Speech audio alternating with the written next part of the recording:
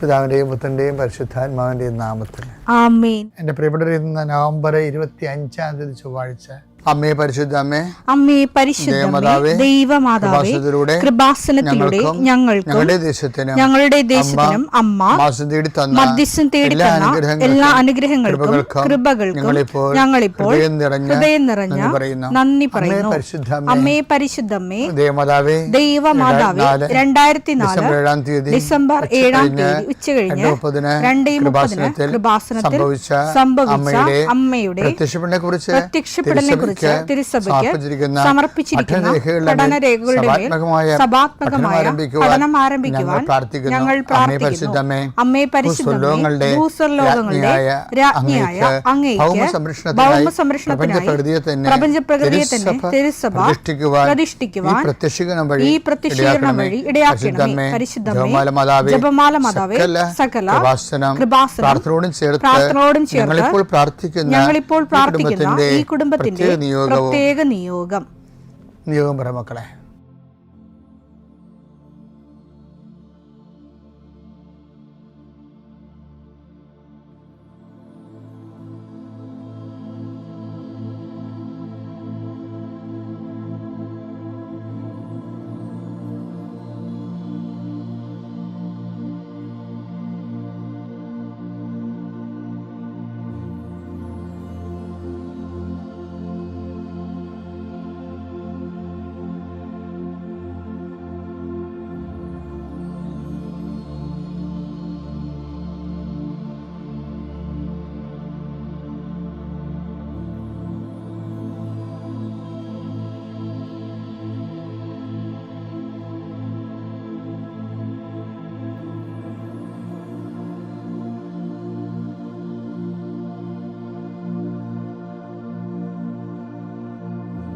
അമ്മയുടെ പ്രത്യക്ഷീകരണത്തിന്റെ ഈ അനുഗ്രഹവേളയിൽ ഞങ്ങൾക്ക് സാധിച്ചു തരുവാൻ കനിയണമേ.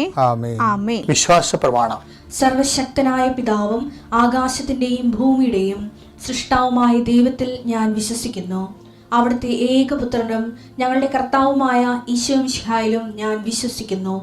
ഈ പുത്രൻ പരിശുദ്ധാത്മാവിനാൽ ഗർഭസ്ഥനായി കന്യകാമറിയത്തിൽ നിന്ന് പിറന്ന് പൊന്തിയോസ് പീലാത്തോസിന്റെ കാലത്ത് പീഡകൾ സഹിച്ച് കുരിശിൽ തറയ്ക്കപ്പെട്ട് മരിച്ച് അടക്കപ്പെട്ട് പാതാളങ്ങളിൽ ഇറങ്ങി മരിച്ചവരുടെ ഇടയിൽ നിന്ന് 3-ാം നാൾ ഉയർത്ത് സ്വർഗത്തിലേക്ക് എഴുന്നള്ളി സർവശക്തിയുള്ള പിതാവായ ദൈവത്തിന്റെ വലതുഭാഗത്തിരിക്കുന്നു. അവിടെ നിന്ന് ജീവിക്കുന്നവരെയും മരിച്ചവരെയും വിധിക്കുവാൻ വരുമെന്നും ഞാൻ വിശ്വസിക്കുന്നു. പരിശുദ്ധാത്മാവിലും ഞാൻ വിശ്വസിക്കുന്നു. വിശുദ്ധ കത്തോലിക്കാ സഭയിലും പുണ്യവാന്മാരുടെ ഐക്യത്തിലും പാപങ്ങളുടെ മോചനത്തിലും ശരീരത്തിന്റെ ഉയർപ്പിലും നിത്യമായ ജീവിതത്തിലും ഞാൻ വിശ്വസിക്കുന്നു. ആമേൻ. സുഖസ്ഥനായ ഞങ്ങളുടെ പിതാവേ, അങ്ങയുടെ നാമം പൂജിതമാകണമേ. അങ്ങയുടെ രാജ്യം വരണമേ. അങ്ങയുടെ തിരുമനസ് സ്വർഗത്തിലെ പോലെ ഭൂമിയിലും ആകണമേ. അന്നു വേണ്ടുന്ന ആഹാരം ഇന്ന് ഞങ്ങൾക്ക് തരണമേ. ഞങ്ങളോട് തെറ്റ് ചെയ്യുന്നവരോട് ഞങ്ങൾ ക്ഷമിക്കുന്നത് പോലെ ഞങ്ങളുടെ തെറ്റുകൾ ഞങ്ങളോടും ക്ഷമിക്കണമേ. ഞങ്ങളെ പ്രലോഭനത്തിൽ ഉൾപ്പെടുത്തരുതേ, തിന്മയിൽ ഞങ്ങൾ രക്ഷിക്കണമേ. ആമേൻ. നന്മ നിറഞ്ഞ മറിയമേ, സ്വസ്തി. കർത്താവ് അങ്ങയുടെ കൂടെ സ്ത്രീകളിൽ അങ്ങ് അനുഗ്രഹിക്കപ്പെട്ടവളാകുന്നു. അങ്ങയുടെ ഉദരത്തിൻ ഫലമായി ഈശോ അനുഗ്രഹിക്കപ്പെട്ടവനാകുന്നു. പരിശുദ്ധ മറിയമേ, തമ്പുരാന്റെ അമ്മേ, പാപികളായ ഞങ്ങൾക്ക് വേണ്ടി ഇപ്പോഴും ഞങ്ങളുടെ മരണസമയത്തും തമ്പുരാനോട് അപേക്ഷിക്കണമേ. ആമേൻ. കർത്താവേ, നിന്റെ ഉന്നതമായ നാമത്തിന് സ്തോത്രം ചെയ്യുന്നു. കർത്താവേ, നിന്റെ വിശുദ്ധ പൗരോഹിത്യത്തെ മഹത്വപ്പെടുത്തണമേ. കർത്താവേ, സഭയിലുള്ള സാന്നിധ്യം ദൃഢമാക്കണമേ. 39 വർഷം ഞാൻ അർപ്പിച്ച കൃപാന്റെ യുഗതിയായി കൃപാസ്ഥാന ജീവനോടെ പ്രത്യക്ഷപ്പെട്ട മാതാവിൻ്റെ മാധ്യസ്ഥയിൽ അത്താറയിൽ നടന്ന 10,000-കണക്കിന് ആരാധന ശക്തിയാൽ സങ്കടപ്പെടുന്നവരുണ്ട്. ചില കാര്യങ്ങൾ ഓർത്ത് ചിലരെ ഓർത്ത് ഉത്കണ്ഠപ്പെടുന്നവരുണ്ട്. ചില ജോലി സ്ഥലങ്ങളെ ഓർത്ത് മനസ്സ് ഇപ്പത്തിനെ ഭയപ്പെടുന്നവരുണ്ട്. കർത്താവ്, അവരെല്ലാം നീ ഏറ്റെടുക്കണമെന്ന് പ്രാർത്ഥിക്കുന്നു. Eesho, I come with you wherever you go എന്ന് പറഞ്ഞ അങ്ങയുടെ വാഗ്ദാനം നിറവേറ്റിക്കൊണ്ട് അങ്ങയുടെ മക്കളുടെ കൂടെ ഇന്നത്തെ യാത്രയിൽ നീ സഹയാത്രികനാകണമെന്ന് പ്രാർത്ഥിക്കുന്നു. കർത്താവ്, രാത്രി ഇന്ന് തിരിച്ചു വരുമ്പോൾ അവർ ഉത്തരവാദിത്തങ്ങളെ നിറവേറ്റി അങ്ങയുടെ കൂടെ ഇൻസെൻറ്റീവ് കൊടുത്ത് അവർ വിചാരിക്കുന്ന കൂടുതൽ കാര്യങ്ങൾ ചെയ്ത് തീർത്ത് എല്ലായിടത്തും വിജയം ഉണ്ടായി തിരിച്ചു വരാൻ കൃപാസനത്താരെ ജീവനോടെ പ്രത്യക്ഷപ്പെട്ട മാതാവ് പരിശുദ്ധ അമ്മ, നിൻ്റെ അമ്മ ദേവമാതാവിൻ്റെ മധ്യസ്ഥതയിൽ ഈശോയുടെ നാമം തന്നെ ഞാൻ ആശീർവദിച്ച് അയക്കുന്നു. ദൈവം തന്നെ അനുഗ്രഹിക്കട്ടെ. ഞാൻ ഇന്നലെ പറഞ്ഞതിന് ഇന്ന് പറയാൻ പോകും, പക്ഷെ അതേ രീതിയല്ല, അതിൻ്റെ അടുത്ത ഘട്ടങ്ങളാണ്. അതറിയാമോ, ഒരാഴ്ചയിൽ ഒരേ തീം തന്നെയാണ് കൈകാര്യം ചെയ്യുന്നത്. അപ്പം നിങ്ങൾക്ക് അതിൻ്റെ വിവിധമായ വശങ്ങളെ പിടികിട്ടും. ഇപ്പോൾ ഒരു സ്കൂബ് തന്നെ എടുത്തിട്ട് അതിൻ്റെ വ്യത്യസ്ത വശങ്ങൾ കാണിക്കുക. സംഭവം ഒന്ന് തന്നെ ആയിരിക്കും, അതിൻ്റെ എല്ലാ 8 ദിക്കുകളെയും നമ്മൾ കാണിക്കും. ആ 8 ദിവസം അങ്ങനെ ദൈവവചനം ഡെയിലി ബ്രെഡ് മുന്നോട്ട് പോകും. ഇന്ന് ഞാൻ ഇവിടെ പറയാൻ ഉദ്ദേശിക്കുന്നത്, എൻ്റെ നിർമ്മലൻ എന്ന് വചനത്തിലെ ഒരു നല്ല വാക്കുണ്ട്. നിർമ്മലൻ അഴിഞ്ഞു പോകാൻ അനുവദിക്കത്തില്ലെന്നല്ല, എൻ്റെ നിർമ്മലൻ എന്ന് കിടക്കണം, എൻ്റെയാണ്. സങ്കീർത്തനങ്ങൾ 16:10. അവിടുന്ന് എന്നെ പാതാളത്തിൽ തള്ളുകയില്ല. അവിടുന്ന് എന്നെ പാതാളത്തിൽ തള്ളുകയില്ല. അങ്ങയുടെ പരിശുദ്ധൻ ജീർണിക്കാൻ അനുവദിക്കുകയില്ല. പരിശുദ്ധൻ അഴിഞ്ഞു പോകാൻ അനുവദിക്കത്തില്ല. വിശുദ്ധ പ്രശ്നം വെച്ചാൽ, അപ്പം നിങ്ങൾ കേൾക്കുമ്പോർക്കും നമ്മൾ മരിച്ചു കഴിഞ്ഞാൽ ഉയർത്തെഴുന്നേൽക്കുന്ന വിഷയം മാത്രമാണിത്. കർത്താവിനെ വിശ്വസിക്കുമ്പോൾ എന്നെ വിശ്വസിക്കുന്നത് ഞാൻ മൂലം ജീവിക്കുന്ന ഈശോ പറഞ്ഞിട്ടല്ലേ, അതായിരിക്കും. അത് മാത്രമല്ല, ജീവിതത്തിൻ്റെ ഭൗതിക ജീവിതത്തിൽ നമ്മൾ ജീവിച്ചിരിക്കുമ്പോൾ തന്നെ ഇതുമാത്രം പാതാളങ്ങളുണ്ടാകും. നമ്മൾ വീട് പോണ പാതാളങ്ങളില്ലേ, പാപമാകാം, ബിസിനസ് തകർച്ചയാകാം, ജോലി നഷ്ടമാകാം, വിസ പുതുക്കാത്തതാകാം, അങ്ങനെ പല പാതാളങ്ങളുണ്ട് നമ്മുടെ ജീവിതത്തിൽ ഇല്ലേ. മക്കളില്ലാത്തതാകാം, കുടുംബത്തിൽ നിന്ന് പുറത്താക്കുന്നതാകാം, പല പാതാളങ്ങളുണ്ട്. ഈ പാതാളത്തിൽ വീഴാതിരിക്കാൻ എന്താ മാർഗം? എൻ്റെ നിർമ്മലൻ അഴിഞ്ഞു പോകാൻ. അവിടുന്ന് എന്നെ പാതാളത്തിൽ തള്ളുകയില്ല. അവിടുന്ന് എന്നെ പാതാളത്തിൽ തള്ളുകയില്ല. ആരെയാണ് ഇത്തരം പാതാളത്തിലേക്ക്, തകർച്ചയിലേക്ക് വിടാത്തത്? ആരെയാണ് വിടാത്തത്? എൻ്റെ നിർമ്മലൻ അഴിഞ്ഞു പോകാൻ അനുവദിക്കത്തില്ല. ആരാണ്? എൻ്റെ എന്നുള്ള വാക്കവിടെ ഉണ്ട്. അതിനാണ് പ്രാധാന്യം. അത് ഈ എൻ്റെ കൂടെ, നിർമ്മലൻ്റെ കൂടെ എല്ലാ നിർമ്മലരും ചിലപ്പോൾ കർത്താവിൻ്റെതാകണമെന്ന് ഒരു നിർബന്ധവുമില്ല.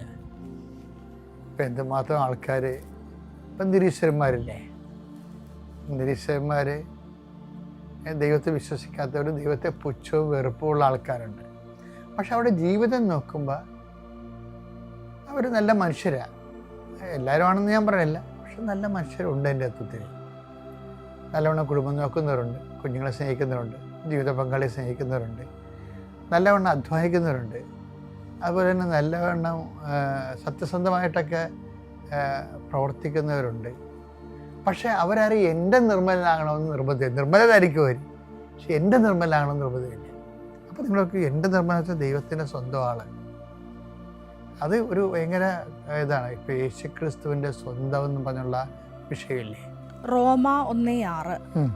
യേശുക്രിസ്തുവിന്റെ സ്വന്തമാകാൻ വിളിക്കപ്പെട്ടിരിക്കുന്ന നിങ്ങളും സ്വന്തമാകാൻ വിളിക്കപ്പെട്ടവർ. അപ്പം അങ്ങനെ ഒരു വിളിയാണ് എൻ്റെ നിർമ്മലൻ എന്ന് പറയുമ്പോൾ യേശുക്രിസ്തുവിനെ സ്വന്തമാകുകയാണ്. അപ്പോൾ സ്വന്തമാകുമ്പോൾ എന്ന് പറയുമ്പോൾ നമുക്ക് ഒരു അഭിരുചി ചില ആൾക്കാർക്ക് യേശുക്രിസ്തുവിനോട് ഉണ്ടാകുമല്ലോ അല്ലേ. അപ്പം അവരതിനകത്ത് പേയ്മെൻറ്റ് ചെയ്യാൻ റെഡി ആയിരിക്കും. കാര്യം സ്വന്തമാകണമെന്നുണ്ടെങ്കിൽ നമ്മളത് വില കൊടുത്ത് വാങ്ങേണ്ടതാണ്. ചില ആൾക്കാർ ക്രിസ്തുവിൻ്റെ നാമത്തെ പ്രതി വില കൊടുക്കാൻ തയ്യാറാകത്തില്ല. അവർക്ക് കിട്ടുന്ന പ്രൊമോഷൻ്റെ പേര് വില കൊടുക്കും, ചിലപ്പോൾ അവർക്ക് കിട്ടുന്ന നല്ല സൽപ്പേരിന് വേണ്ടി വില കൊടുക്കും. ക്രിസ്തുവിൻ്റെ നാമത്തെ പ്രതി വില കൊടുക്കാൻ ചിലർക്ക് ക്രിസ്തു അത്ര മൂല്യമോ വ്യക്തിയായിട്ട് അവർക്ക് തോന്നത്തില്ല. കാര്യം അതൊരു വിളിയാണ്. വിളി ഉണ്ടെങ്കിൽ മാത്രമേ അങ്ങനെ തോന്നത്തുള്ളൂ. അപ്പോൾ ക്രിസ്തുവിൻ്റെ ഒരു വിളി ഉണ്ടെങ്കിൽ നമുക്ക് തോന്നും ക്രിസ്തുവിന് വേണ്ടി വില കൊടുക്കണം. അതുകൊണ്ട് ഈശോ പറഞ്ഞു, എന്നെ അനുഗമിക്കാൻ ആഗ്രഹിക്കണമെങ്കിൽ സ്വയം പരിത്യജിക്കണം, തൻ്റെ കുരിശെടുക്കണം, കൂടെ വരണം. അപ്പം അത് പേയ്മെൻ്റ് ആണെന്ന് പറഞ്ഞത്. പേയ്മെൻറ്റ് നടത്തുമ്പോൾ ഈശോൻ്റെ പേരിലും കുരിശ് എടുത്തുകൊണ്ടായിരിക്കണം. കുരിശ് എന്ന് പറയുമ്പോൾ നമുക്ക് തൽക്കാലത്ത് കുരിശിൻ്റെ പ്രത്യേകത വെച്ച് കഴിഞ്ഞാൽ മരിച്ച് കുറേ കാലം കഴിഞ്ഞ് മാത്രമേ, അത് 1-2 ദിവസം കഴിഞ്ഞ് മാത്രമേ അതിൻ്റെ വരുമാനമുള്ളൂ. എന്താണ് കുരിശെന്ന് ചോദിച്ചാൽ നമ്മൾ ചെയ്യുന്ന എല്ലാ പ്രവൃത്തികൾക്കും അപ്പോഴപ്പോൾ നമുക്ക് റിട്ടേൺസ് കിട്ടണം. കുരിശിന് മാത്രം കിട്ടത്തില്ല. അതാണ് കുരിശിൻ്റെ പ്രത്യേകത. 3-ാം ദിവസം കത്തുന്നേക്കത്തുള്ളൂ. തമസ്സർ പറഞ്ഞതല്ലേ.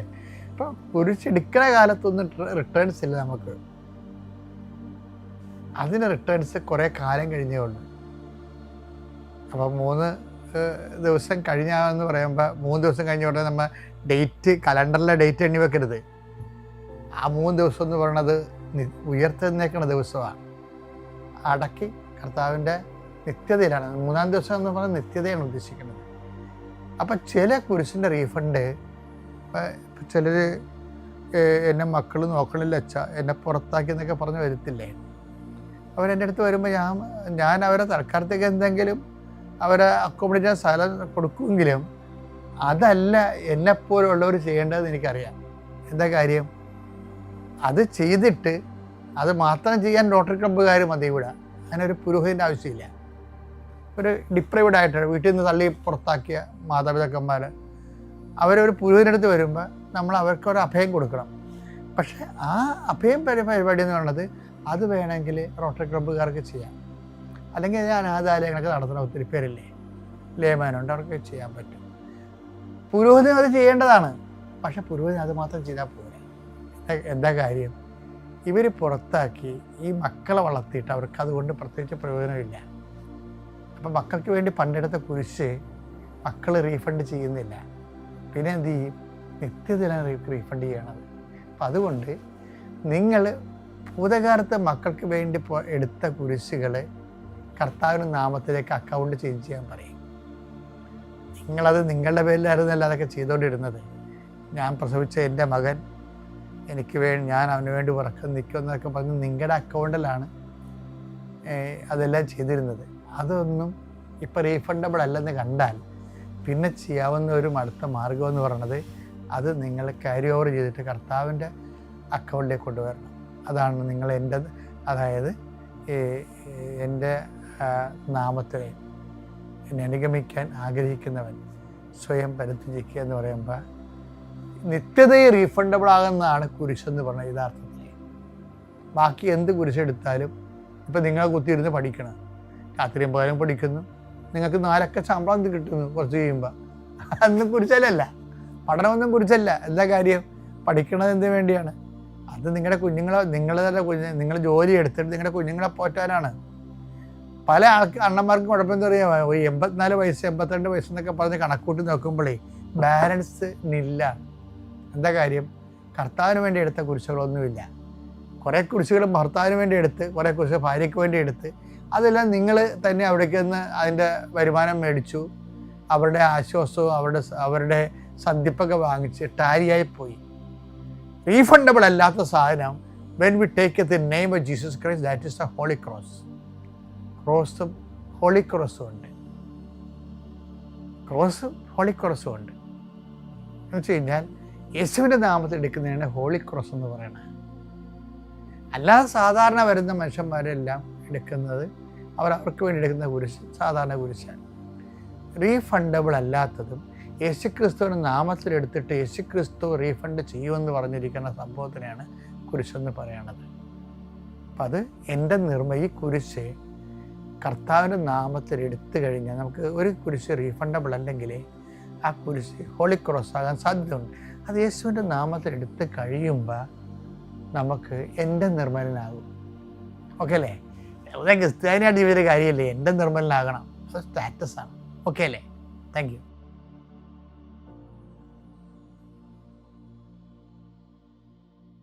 അത്യപൂർവ ദൈവാനുഭവങ്ങൾ ഇനി നിങ്ങൾക്കും സ്വന്തം.